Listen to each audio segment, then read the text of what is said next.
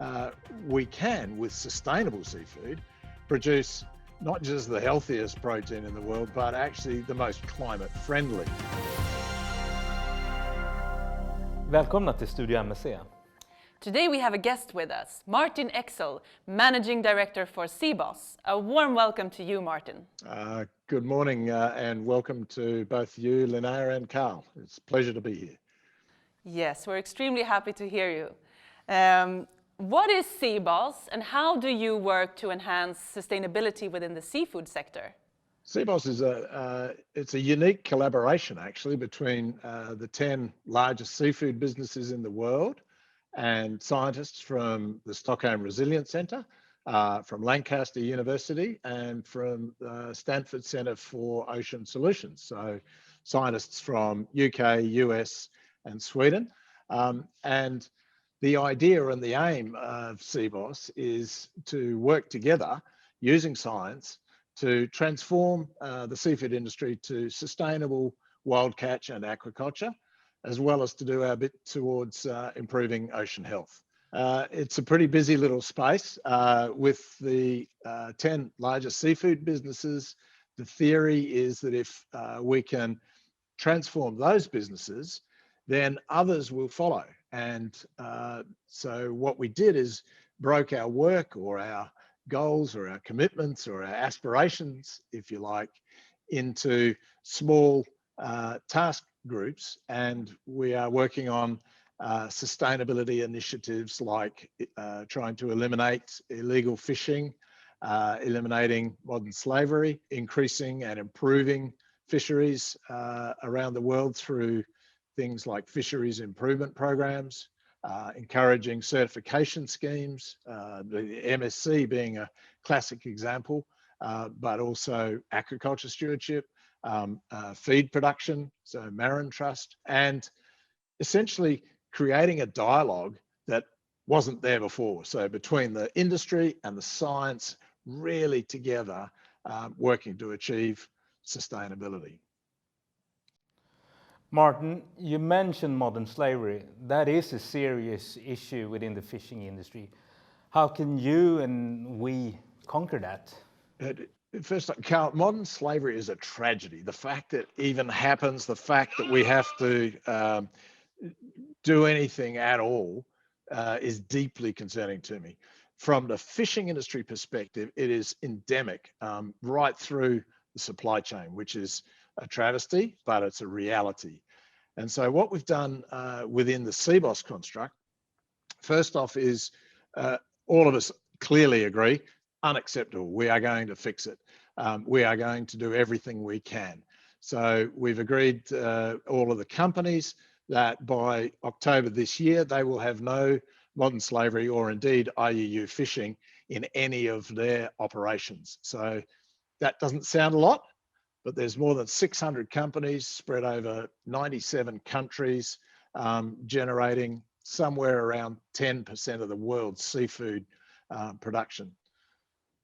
The second part is the much more difficult, which is the supply chain modern slavery. So when you buy fish from some second company or another operation, how do we eliminate that? And that's much more difficult because slavery is right through society, unfortunately, not just seafood.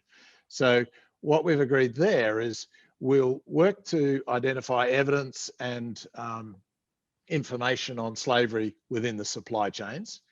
And we'll come back and report in 2022 and then again in 2025 on our progress towards eliminating modern slavery from our supply chains.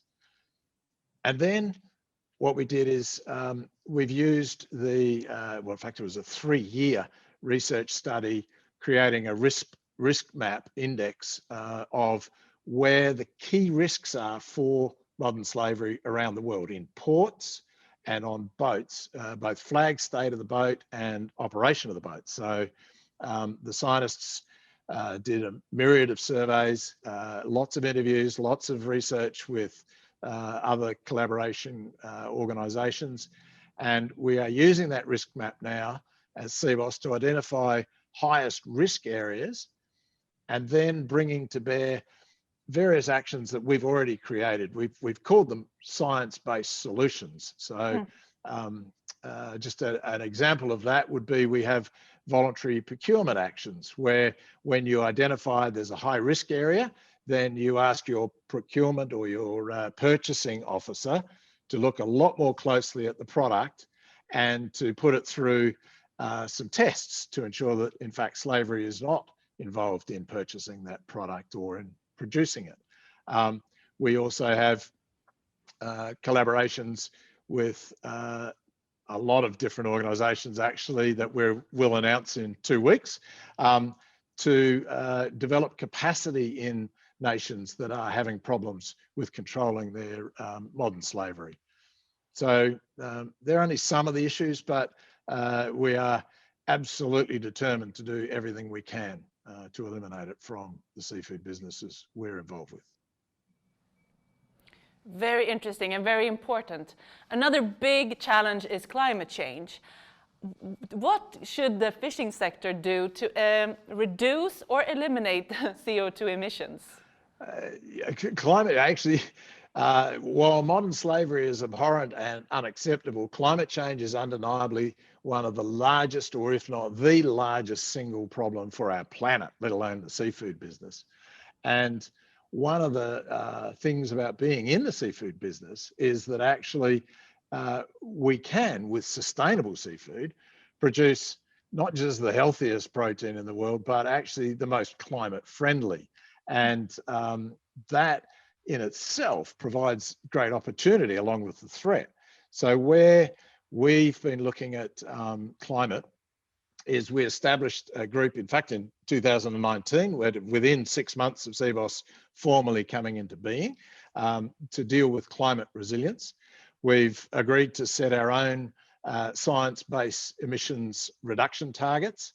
There are a number of schemes, if you like, that could occur under. We don't require any one company use any particular scheme, but they have to be based on science, with the aim being to reduce emissions through mechanisms like alternative propulsion, using different transport mechanisms, reducing seafood flying by air to different places. You know, you put it on ships, replacing your fuel from diesel or fossil fuels to alternative fuels, and sharing the learning amongst the group in terms of what's working and what's not working, without having effective governance. So actual rules and regulations,